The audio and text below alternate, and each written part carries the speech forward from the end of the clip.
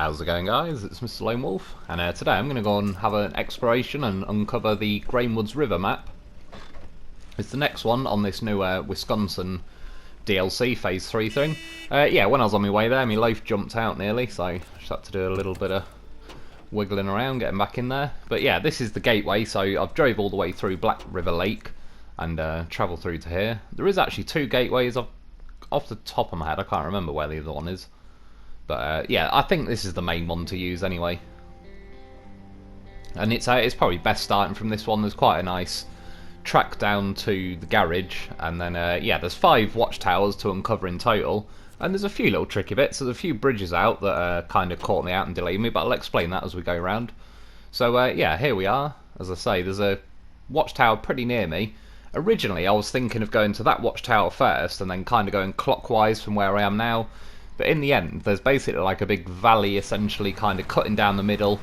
You're best off sort of going straight down the map first and looping back round the bottom and up the other side. And also later on I'll show you where the Paystar, that new truck, a little bit like the Twin Steer, is.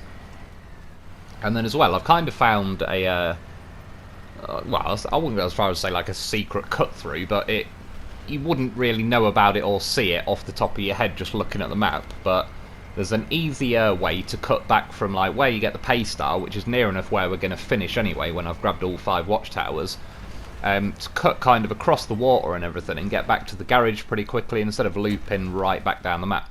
So first things first, I've gone for this first watchtower. You can see where the gateway was. I just followed the road straight down, and then when I got to here, I should have been paying a little bit more attention, because when I spin the camera you can see the watchtower pretty easily. So it's basically follow the road down and take your first left, and yeah, it starts to go on like a little bit of a kind of like a cliff edge. I mean, yeah, it's a fairly wide road. I mean, it's not exactly like world's most dangerous roads cliff edge, but still looks pretty cool though. It's yeah, overall first impressions of the map, I like the look of it. I think overall like it's been pretty well planned out. I'd say I probably prefer the look of Black Badger Lake, because that one kind of, there's less trees and you can sort of see down the valley and up the other side, so you got quite good views. With this one there is nice views, as you can see, and it is a nice looking map. There's a lot more trees and stuff though, so a lot of your views you just can see a lot of forests and everything. So yeah, that's the first watchtower uncovered. I've brought a loaf with me, goddamn professional of course, and I've brought well, Dolphin and Loaf, but instead of bringing a radar trailer I brought a fuel trailer, so it's kind of me long range Dolphin is back. Not quite the Swiss Army Dolphin. I didn't bother with a crane, but we could have.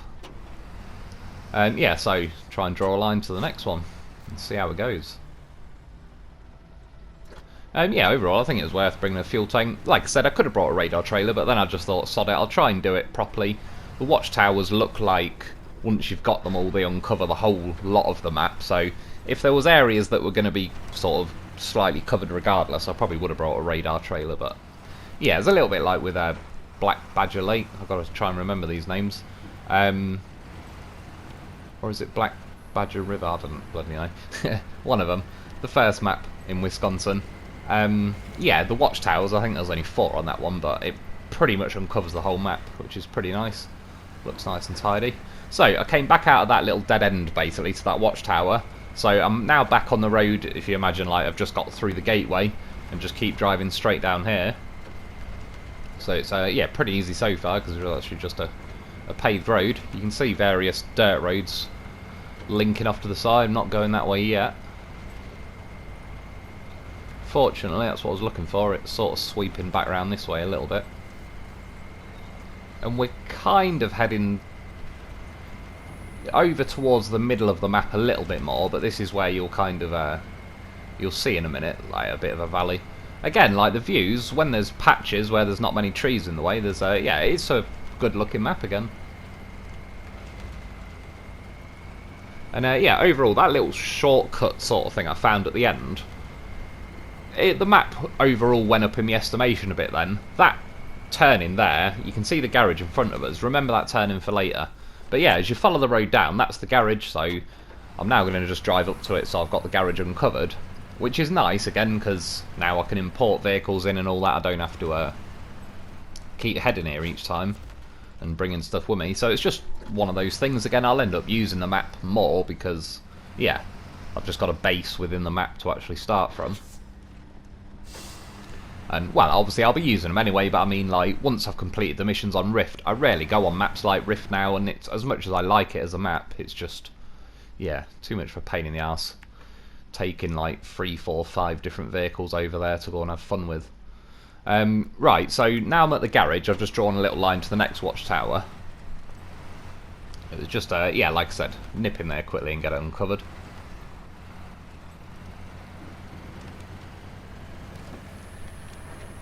And again, we've got White Loaf for this one. I can't remember what he was, like my second or third loaf, I think, but it's been a while.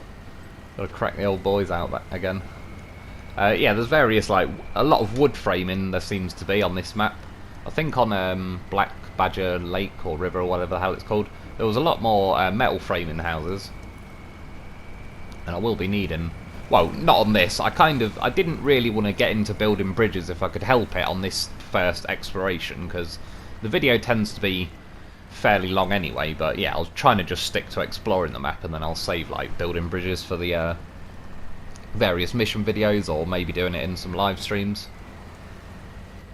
And I'm not 100% yet, but I might do a live stream in the next couple of days maybe. Even if I do it, I'm not 100% if it'll end up being like another permanent time. So as I drove up here, I just went a little bit off. It's best to cut over it. It was a good job I checked, really. Yeah, just kind of skip back behind this house to the road to my right. But it's all been pretty easy and simple so far. Like I said, that first watchtower is just the first on your left, and then keep following the road down to the garage. Pretty much opposite the garage there's a turn in which I've cut up, and then I've got down to here, and yeah, skip over the back of that house, go up this road. Nearly hit that tree, but it was, I already know from the look of it, it's one of those unkillable ones. One day I'll realise my dream of killing all of them.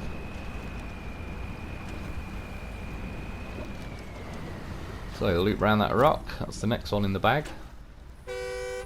So you're running a little low on fuel, but as I said, yeah. And I definitely think it was worth bringing a fuel trailer on this one. I don't think I would have made it with just, like, if I had a radar trailer and the amount of fuel on the spare fuel on the loaf, because the Dolphin does drink it quite a lot. And I can't remember going past any fuel stations. I can't even remember if there is any on here. So anyway, start drawing a line down the roads to the next watch station. You can see that's like the 2 I've got uncovered so far, and then we're going to kind of try and loop round the bottom and grab them last 2. So I'm near enough doubling back on myself. Not quite going to end up back at the garage, but that's essentially, I'm heading back that way. Kind of where I had to stop and cut behind that house, I'm kind of heading back to that kind of area. And then I mean, I'm going to follow the road, but you're basically following the rail tracks a little bit further down, and then yeah, there's another road that cuts over the rail tracks that I can follow up into the next section of mountains, really. So again, as you can see, there's definitely more of a foresty map.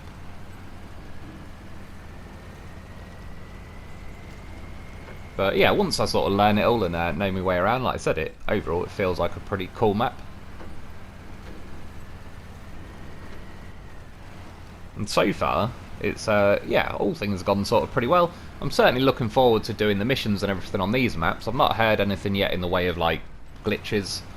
Obviously on the Phase 2 one with the Yukon, on flooded foothills and that, they had missions where you gotta build 15 cabins. They ended up reducing it to like 3, but I think a lot of people just got bored of the map in general by the time they waited for them to update it. So anyway, as you can see, I was flying around the corner and I rolled, and of course got a goddamn horse or vehicle with me. It just shows you yet again, it was a little bit awkward because I could have done with that telegraph pole being like, say, 10 foot forward again, so I was kind of next to it rather than it being diagonally behind me. But yeah, if I'd rolled then, I would have had to have recovered the Dolphin. I suppose in this particular instance it wouldn't have been too bad because the garage is kind of down the road, but it's just to show you, no matter where you are, the loaf gets you out of all kinds of things. He gets himself back in, tells that trailer to get on the goddamn hitch, and we are away. Crisis avoided. Oh yeah, put the loaf seatbelt on. All about that loaf safety. And to be fair, while running this setup, I'm used to doing this like the way I am now, with the loaf sort of towing the trailer. Yeah, since then obviously we're able to pack trucks. Thinking about it now, what I should have done really is probably just disconnected the fuel trailer, pack the loaf into the sideboard so it's more planted and stable in there, and then just connect the winch to the trailer, because yeah, if I ever need my winch I'll just have to disconnect it for a minute, but for the most part I won't really need the winch anyway, so that probably would have been the more sensible option. But yeah, this is just me. Muscle memory, going to old school dolphin and loaf logistics. So anyway, like I said, we sort of doubled back on ourselves. Now I'm just cutting a little bit further down. That wooden frame sort of house you can see in the background, I believe that's the one I drove past sort of 5 odd minutes ago, shortly after I came out the garage and sort of drove up this kind of way. So yeah, there's a bit of flooding going on, cutting through there. But again, it's a nice freer flowing map, even though this one is a little bit less free flowing, but I don't mind. Again, like, along most of the roads you can make decent progress.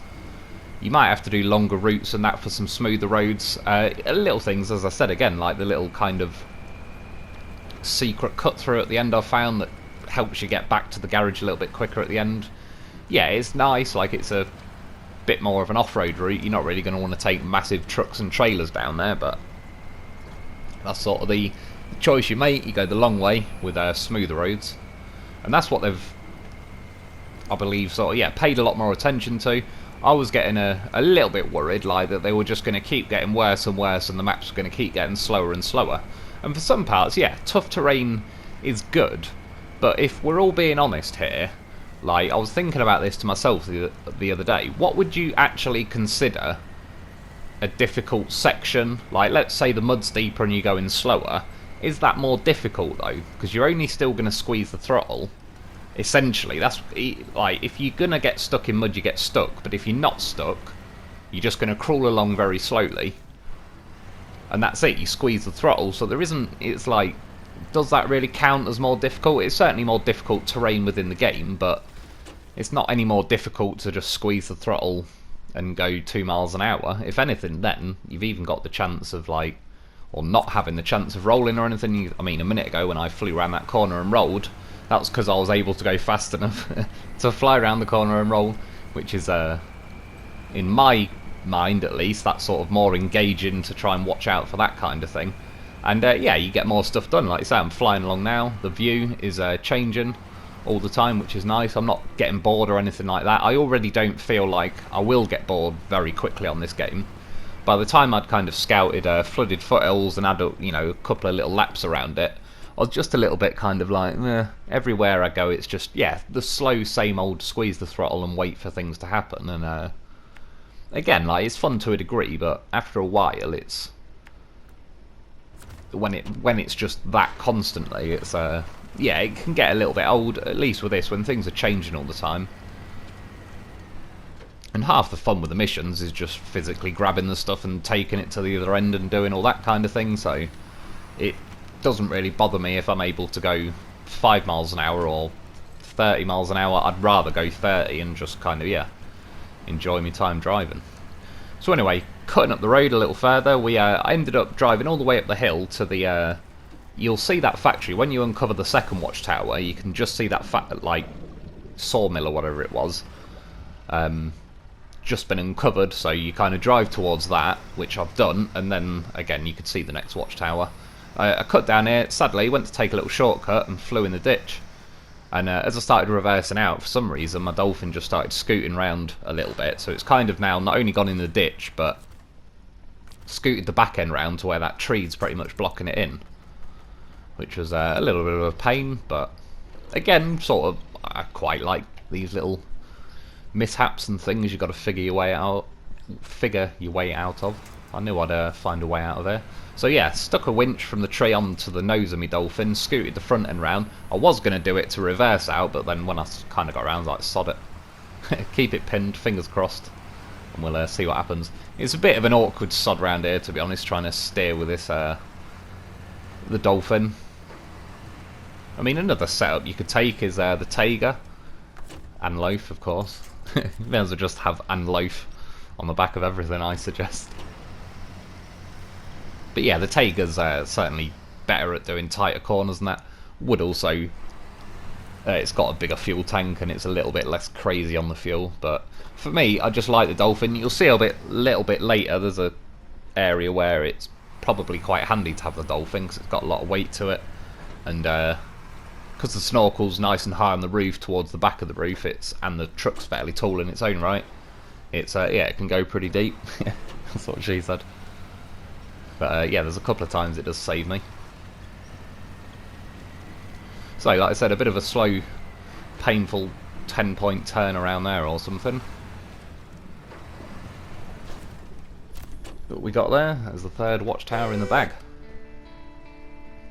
And I mean, again, when you click these like launch, observation or whatever, you can see it's just mostly trees. Like, unless you were high enough above the map, you kind of just, yeah, see the tops of a lot of trees. So anyway, zoom out. Oh, do I? Yep. So that's the whole, say, left side of the map uncovered. Down here, I mean, they're not really much in the way of roads, but you can see little, like, cut out pathways through the trees. So there is various routes, a couple of little factories and things down there. So I'm basically going to double back on myself to where I fell in that ditch, go back up to this factory, go back down this road, which is the one we just drove up. Like, yeah, there's the two railway lines I cut back over, and you can see the garage right in the top middle of the screen now. So it's all pretty simple. Going to cut through there just to see what that factory is, and then there's a little road going off up here, which I assume is my way over to this watchtower. Watchtower number 4 at the bottom. So we're going to have to cut almost. You can see the garage is almost in the middle of the map, so I'm going to kind of cut diagonally back. The only thing I edited there was I turned round, but again, it was just like a 15-point turn. It's, yeah, just to save literally 2 or 3 minutes of time for the sakes of me doing a 180. Again, life safety, put that seatbelt on. To be honest, I know a guy years ago, a friend of me's stepdad's, and he was driving an old Land Rover, I believe it was actually. And again, this must have been going back like 30, 40 years, going back as an old Land Rover. And he basically said he didn't have his seatbelt on, and he crashed into a tree pretty fast. And when he crashed, the chassis and the roof of the Land Rover literally buckled up. And if you imagine the roof sort of tore in half, and as the car folded in on itself, the sharp edge of the roof kind of levered down into the car. And obviously, as he crashed, he flew forward and kind of like headbutted and smashed into the steering wheel or whatever. As the roof buckled, and the back of the roof hit him in the back and pinned him against the steering wheel. And it was obviously, I'm not sure if it tore the roof or if it's kind of folded over on itself, but either way, it essentially made like a sharp edge that, yeah, hit him in the back and pinned him to the steering wheel, and cut his back up pretty bad, but he basically, like, he lived, obviously. And yeah, afterwards and that, all the, like, I assume the fire crew or whatever who cut him out literally said if you had your seatbelt on, that roof would have sliced the top half of your body off, because the seatbelt obviously would have held you back enough in the chair, and just the force of that roof kind of buckling under itself and heading into like the driver's bit,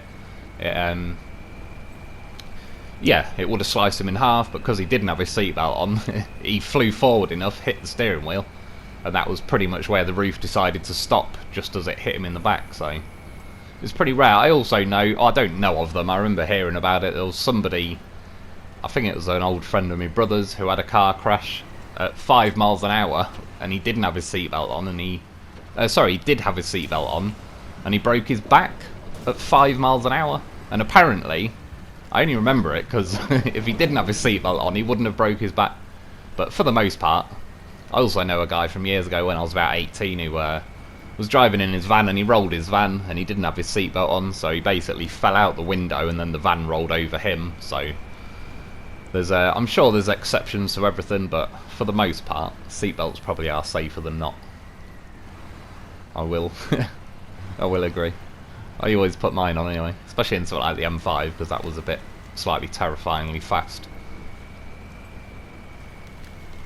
So anyway, double back on ourselves, cutting through this garage. I ended up checking it a separate time, but there wasn't any cargo or anything in there. It's a place to build, quite interestingly. It looked like sections of railway track, and later on there's a big bridge in this map that's kind of in the loading screen. I tried to cut across. I'll explain it in a minute, it'll make more sense. And there was basically the bridge was out, so there was no way of cutting across it. So again, there's some views. There's like the big valley running along the sort of middle of the map that kind of... That whole left side we've come down is sort of one side of the map, but yeah, that valley sort of runs down the middle, so you can't just freely drive over to the other side anytime you want. So we're now following this road down. There's a T-junction there, we've just gone straight over it. Over this bridge you can see there's 2 railway lines underneath it. And I'm just going to, yeah, keep following it down here. And again, we're back to some roads, so it's overall it's been pretty nice, easy driving. Where I fell in that ditch and that, it was a little bit tight and twisty and bumpy around there, but again, I don't mind little sections like that. It's enjoyable. That's what I mean with like the slow-paced gameplay. I like it in little sections and little doses because it mixes up the gameplay, but yeah, I don't want it constantly and that's it, because it's just like, after, you know, 6 hours of going 2 miles an hour, like on a Mandra or something, it's like, well, I'll go and play something else, or at least I'll just go back to like Black River or something on Michigan and just, you know, go flying around a lot more freely, enjoy my trucks, enjoying the high range. So you can see now along this road, we've came to another valley. It's like this river kind of cuts around in like an L shape along the map, so it's also cut me off now, and I need to get over to the other side for the watchtower. And it's looking like, though, there's no ways to cross. And as I drive down here, the bridge is out. Now between this, I drove back up and tried to cut across the big railway bridge, and that didn't work. And then I tried to find another way, and there was another bridge out that I should be able to show you later. So essentially I came back here. I actually only came back here because I forgot to accept the mission. But to keep the length of the video down and just, yeah, like, no point in confusing the situation really anymore. I'm still essentially on my way to the 4th watchtower, and this would be my advice of like the best way to get around the game. Otherwise you're pretty much going to have to build at least one of these bridges, and it needs 2 metal beams and 2, might have been service spare parts, which are just back up the road at the railway station, which is why I went there and then tried to cut across the railway bridge. And then the railway bridge was out, which I was like, god damn it. So I waited for the game to save. Fortunately it was good timing, it just saved now. I was looking around thinking, if I can cut across this little section, that will make life a lot easier. Unfortunately, good old duo, Dolphin and Loaf. Again, like, a Taiga might struggle here, because even though I think a Taiga with the right snorkel on could go deep enough, the Taiga's a bit iffy with floating, and that's a pretty strong current. The Dolphin is very heavy and planted, and it's also got an extra axle, like, you've got 8 tyres gripping and pushing you through that river. It did make it look pretty easy there, but yeah, the Dolphin wasn't that far off being pushed off by the current then. But we had enough power and grip to get out there, and now you can see I've made it over the other side of the river. Instead of just using the little road, I'm just going to cut up the side of the hill and meet back on the road. But yeah, this is going to make life a hell of a lot easier, and I quite like little things like that where you kind of have to just wing it and find your own way to, yeah, make it work basically. And yeah, there's plenty of trucks that wouldn't have been able to cut through there, and that's one of the reasons I've always liked the Dolphin, for many reasons. The 2 bad things you could say about the Dolphin: the steering's a bit slow, but if I'm honest, I've got used to the fact that it's a little bit slow, and because there is at least 2 lots of steering axles, once you are full lock, it's not too bad. The nose sweeps along it. I don't know, for the most part I can live with it. Yeah, the other thing is just the small fuel tank, but like I said, we soon got used to bringing a goddamn horse in a vehicle, and that solved that problem. It's still doing that thing where it tries to jump from first gear to second and makes you go slow. It's a little bit of a pain. It's not the end of the world or anything, but I can definitely put money on it that they changed that on purpose to make the off-road gearbox and the 3 low range options more enticing. Because once it starts doing that, it would be nicer to just stick it in high-low, but for the most part it's not. To me, high-low and auto first gear are about the same, but obviously auto first gear, if it's going to keep jumping up to second and then near enough stalling and going back to first, it just makes a mess, makes a meal out of it. Anyway, we're here, bagged the 4th watchtower, quite a nice view from that one because you've got the river there, it's not permanent, pure trees everywhere. So, that's the bottom right corner, uncovered. We get in there, going pretty well. Now I'm going to draw a line. So you sort of go back down that road, you can see the bridge just on the left, and start cutting through the trees. You'll see there, it's already highlighted a mission. There's a derry, I wasn't sure if it was the Paystar, but there's a derry and a trailer on the shore. So I'm going to cut down this way, just go past it and have a look. I was pretty sure, by the way, after a little look, that it wasn't the Paystar, because it's got 3 tyres at the rear and 1 at the front. So it's a derry 4520. So anyway, draw a line to the next watchtower, and when I zoom in quickly, you'll see the big railway bridge that I tried to drive across. That's what I'm near enough on now. You can actually see the other 2 bridges I uncovered. But yeah, in the end, you've seen I just cut across the water. So after this watchtower, I'm just, going to reverse down this hill. I could turn, but to be honest, the amount of time it takes to bloody turn, it just wasn't even worth it.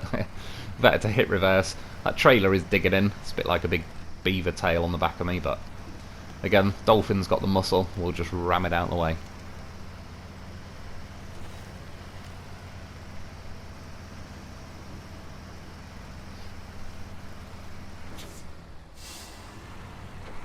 Get the loaf seatbelt on, he ain't going out of there. When you get the loaf like sucked up to the front of the sideboard with the winch off the Dolphin, the trailer kind of overhangs over the back of the sideboard, but yeah, it's not actually touching the floor. You can see it's kind of flopping around. It doesn't really matter though when it's flopping around.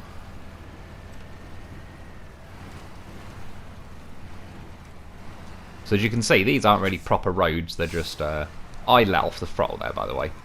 It didn't just randomly die in high range or anything. I just let off and it caught me out. Yeah, like, they're not proper roads, but they are kind of little pathways that you can cut your way through the forest, which again is pretty cool because it's not completely difficult, slow, boring driving, but it's a little bit of a challenge. You can certainly dip your way into some of the little gullies and that and risk tipping, so you still got to, pay attention a bit.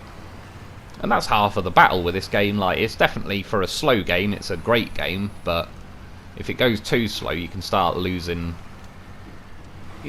stop paying attention a bit. Like I said, sometimes when I was doing a Mandra a lot, I'd just stick a YouTube video on, squeeze the throttle down a road, and it's like, spend half the time watching a video because I already know what's going to happen. I'm crawling along at 2 miles an hour. I'm not going to roll or anything like that, So yeah, quick check of this one. It's already got the mission for some reason. But yeah, it's a derry in that trailer. I've got to go and take that back at some point, which I don't think it'll be too difficult, but again, I'm not really going to do missions while I'm scouting the map. You can see that big railway bridge above me. That's kind of the main bridge in the thumbnail. And yeah, like I said, there's a section of it that's just gone, a bit like the bridges you find that aren't built yet. To be honest, looking at it now, I don't even know if, even if I had been able to cut across it, I don't know if it would have done me any favours, because where I am now is a lot lower than that. But anyway, cut under it, keep going up here. Across this bridge, it's a nice little view. Nice little looking building and a sort of stream running down the mountain.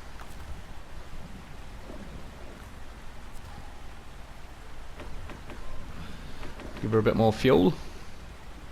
I have to say as well, again, if I disconnected the trailer and just winched it, the loaf's been using fuel just on tick over. Because I've got the winch attached, it's probably using its engine and stuff, so yeah, if I was going to do it again, like I said, I'd winch the fuel trailer with the Dolphin and just pack the loaf, and then when the loaf's packed, its engine will be off and it will save all its fuel. It didn't matter in the end because I had enough fuel with some spare, but yeah, as you can see then I had to top the loaf up with another 30-40 litres or whatever it was.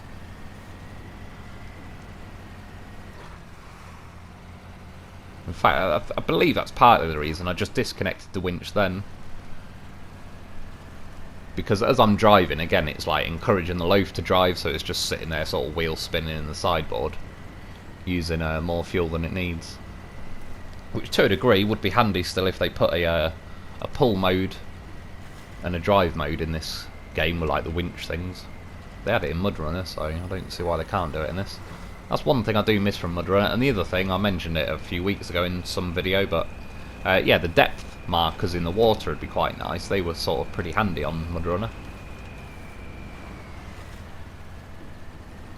If in doubt though, send in Dolphin and Loaf, Scuba Loaf, he'll go and tell you the depths.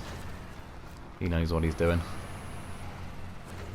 Not even sure what's there, it's some kind of mission, but if you just activate them and accept them on your way round, then yeah, I can always check them out later. I don't have to go back there just to see what's going on. So we're getting there, nearly there. I'm yeah, just checking. It's probably best to turn off to the left here. Typical, one of the trees that's unkillable is going to be right in my way. Right, don't you fall out, Loaf. Got his little hooves hooked on that sideboard pretty well though. After all, we are dealing with a goddamn professional. Right, you can see the yeah, factory to the left, and there's the Paystar. Spotted that. Aha. Half tempted to go just flying down the rock face, but as I'm pretty close to the last watchtower, I thought worst case, if it's going to try and make me do some crazy route round to get it, I will just jump off the cliffs. Because between Dolphin and Loaf, one of them's going to land on their wheels, and even if it doesn't, the Loaf's got the autonomous winch, so even if he landed on his roof, he'd get out of it. But let's be honest, the Loaf is pretty bloody good at just landing back on its wheels. So yeah, kind of loop round the back of the factory, take a right here, and the watchtower's just up here.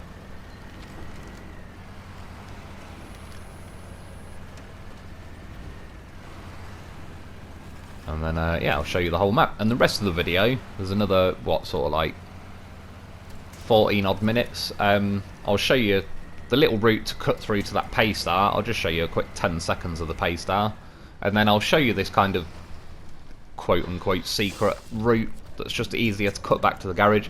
I'll leave it in for a couple of reasons, because yeah, it's nice to know once you actually get here that you can cut back. It's just handy to know in general as another way to cut across the map without kind of doing a big fat loop round the bottom. And also you could end up using it like as a way to like scout this map in the opposite direction to what I've done. Because basically you could, well, say get the first watchtower, go down to the garage, and then use this road I'm going to do, cut to where the Paystar is, and then, yeah, go the opposite way I just did. So there's the whole map, there's where we came in, there's a bridge that was out, and then that's the bridge we found that was out that I cut across the water, and then, yeah, you could see the railway was kind of in between them. And that's where the Paystar is to the right of the screen, and you can see that bridge is like what you need to drive along here to get to it. And that's where it is in that factory. So overall, I mean, you may as well, if you're going to scout it, just kind of, yeah, scout it and grab it near the end. But if you are keen on grabbing it before you've even scouted this map, like I said in a minute, I'll show you the an easy way from the garage, really. So I just drew a little line. It's not too bad. There's like, again, loads of little just dirt tracks kind of weaving in and out through the trees. We're going to have to drive across the river, but it's pretty shallow. And yeah, I'm more looking forward to, like I say, doing a lot of the contracts. There seems to be plenty of missions and contracts between the two maps, which is pretty nice. I'm not 100% sure yet. I haven't checked if they added any more contracts on the base maps, on like Michigan, Alaska, or Tamir or anything. But there's certainly enough to keep us busy for a little while they work on Phase 4.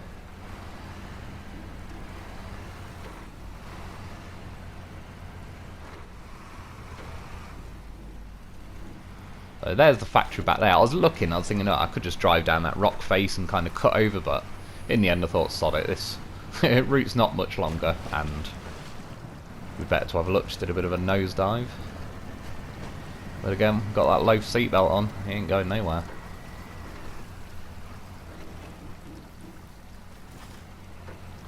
Don't know why, there was a few times the Dolphin felt, I don't know if I'd say underpowered, but it was staying in some weird gears. Like even when I was clicking L1, it wasn't just jumping down to like the nicer gear all the time. It stayed in 4th at one point and almost had no revs to it, and I don't know, it was just, yeah, a little bit odd. Nothing too crazy, but maybe they've accidentally fiddled around with something when they've been doing that fine-tuned gearbox, and I'm going to test that out pretty soon. I don't think it's a bad thing, that gearbox. I don't know if I'm going to end up being much of a fan of it. I'm probably just going to stick to having my high-range gearbox, but yeah, nonetheless, I'll probably get something like 2 Dolphins, have one with a fine tune, one with a high range, and go and test a few different things out.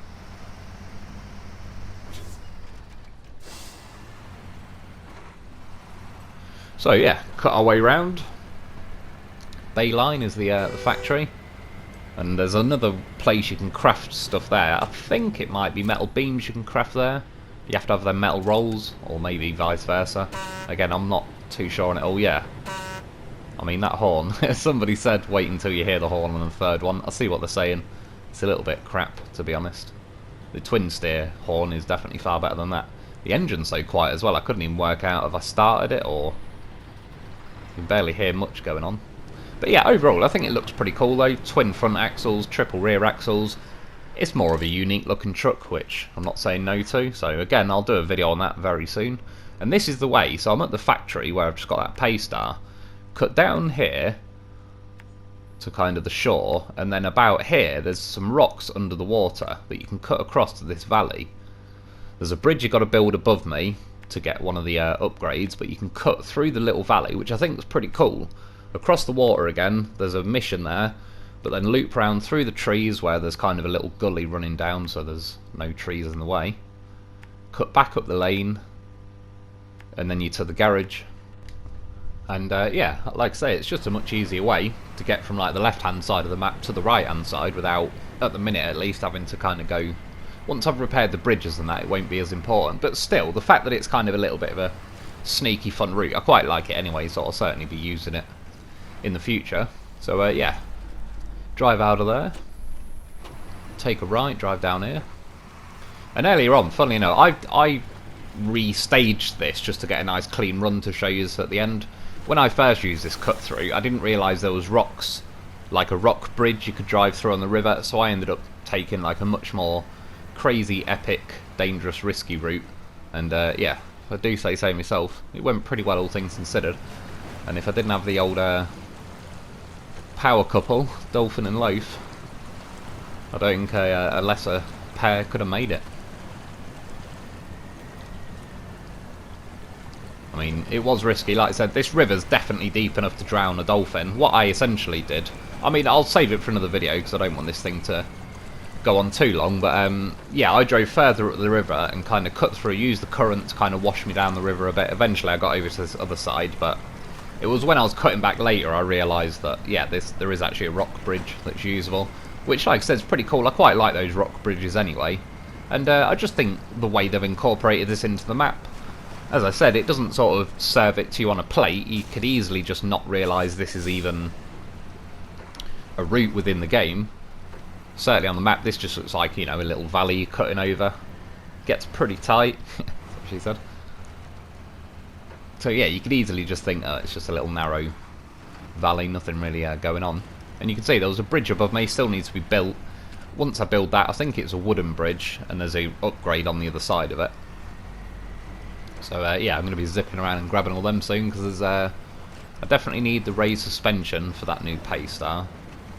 For the most part though, I had like the top engine unlocked for it. It's got the same engine as a twin steer, which is nice in terms of power. And overall, I quite like the setup. There's you can add like a van body to it, but it's got a saddle low, so you can actually have trailers on the back of it. It's obviously got those new logging trailers and stuff. It's got what I assume it's certainly longer, so it looks like a 3-slot sideboard bed and a flatbed. And yeah, as you cut through there, you can see just back there, there's a mission and a trailer that you got to deliver sort of up here really, but again, I'm just gonna, yeah, doing a bit of a clean run. Overcooked it a bit around the corner and we rolled, but fortunately the Dolphin made it back to its wheels. Of course, the goddamn professional, he always makes it back to his wheels. So we ain't gonna let it stop us now. Of course, can't leave a man behind. You never leave a loaf behind. He doesn't deserve that. He's earned it. You see, rolled back further there because it takes so long to change from reverse to first gear because of that stupid slowness that tipped my loaf. What an outrage. Yeah, that gearbox is definitely terrible. But again, now I've had a little play with that fine tune when I was on the live stream yesterday. I get how it works, why it's going slower, because it's a fine tune. In the fine tune gearbox, you don't actually have to go all the way to reverse. You can kind of move the stick halfway between auto and reverse, and it'll lock it in that place, and you'll have like reverse at half speed.